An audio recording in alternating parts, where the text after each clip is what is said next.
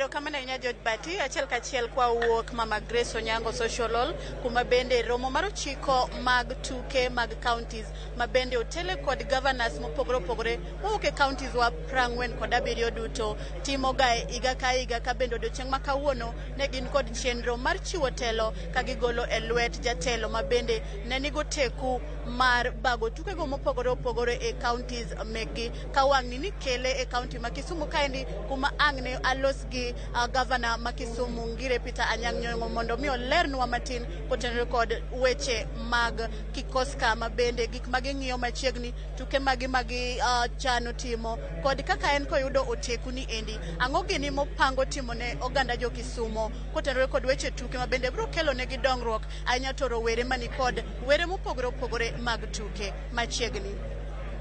Gavana, king'iyo kamera ang' ne inyisa mana ni to sani koro iyudo teku kokalo kuom gavana ma Embu Cecily Mbarire, iwinjo nade gima tin e wi KICOSCA? Erokamano ahinya, amor kabisa kendo an gi il motegno ahinya ka koro miya pek mar bedo gae mag tuke mar KICOSCA. Kaka ing'e ni KICOSCA mokadho ne ni Embu, emomiyo gavana Cecily Mbarire, the great governor of Embu County, ne hand over, ne patron games mokadho cha, koro an yugae masani. To Governor Simon Kachapin mo West Pokot e jakom, kendo en jakom kamati mar tuke to gi gik makamago e bura maduong' mar governors duto mag Kenya. Koro kaka ugae tichna en anen ni gino dhi maber kendo tuke gi olos ne maber ahinya Kisumu ka. Wan jo Kisumu wan tayari mondo warwak welo kendo buche madongo manyalo biro Kisumu ka. Omema achiel kuom buche kata riwruok mobiro ka kuom tuke machalo gi gima duong' ahinya mabiro timre Kisumu. Omiyo jomobiro ka biro dak e otende kendo gibiro dhi kuonde minyalo chieme, gibiro ng'iewo gik moko, gibiro bet gi jowa, mano gima iluongo ni maendeleo manyalo konyo kaunti ma Kisumu.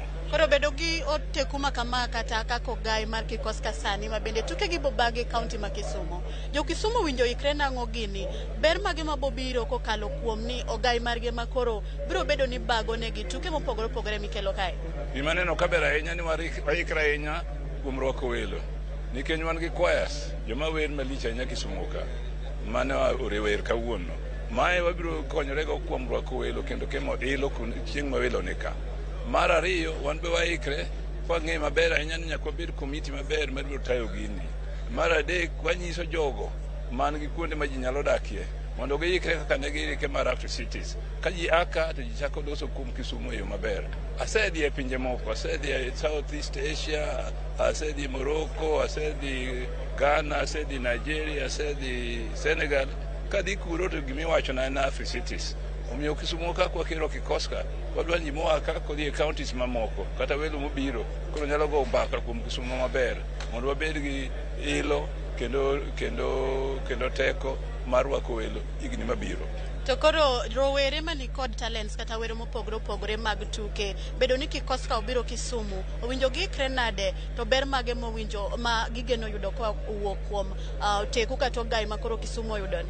Gima ber nani rawere ma Kisumu ka osechako bet e kundi mang'eny mar timo practice kata mar ikra ni KICOSCA games.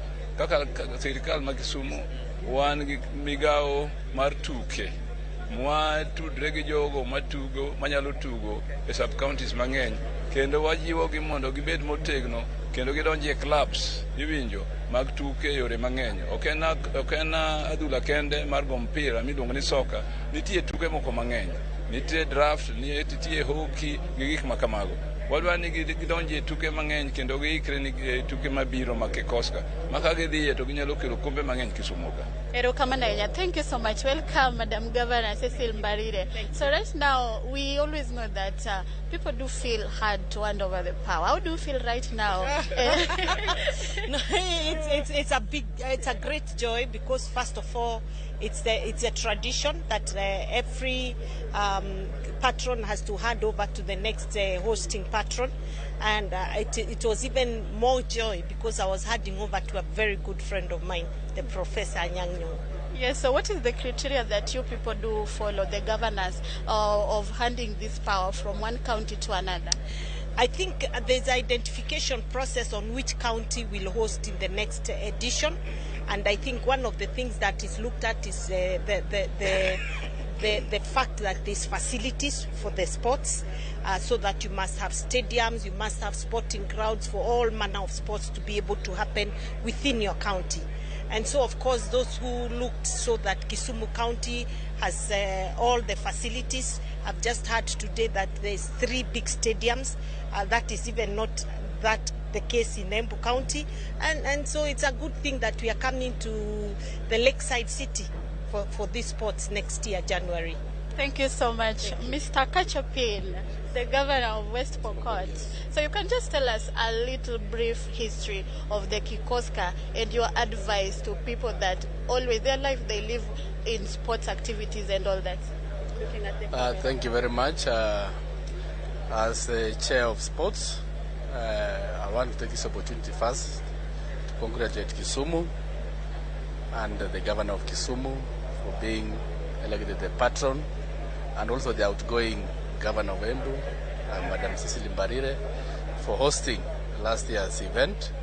And the 9th edition will be done early next year. And Kisumu is equal to the task, because in the recent past it has hosted many events of national and international repute. So I know Kisumu is going to successfully host the same next year. Coming to your question, the history of these events goes back to 2013, when devolution was started in this country, and it has grown from strength to strength, and now we are going to host the 9th edition, having more than 35 counties.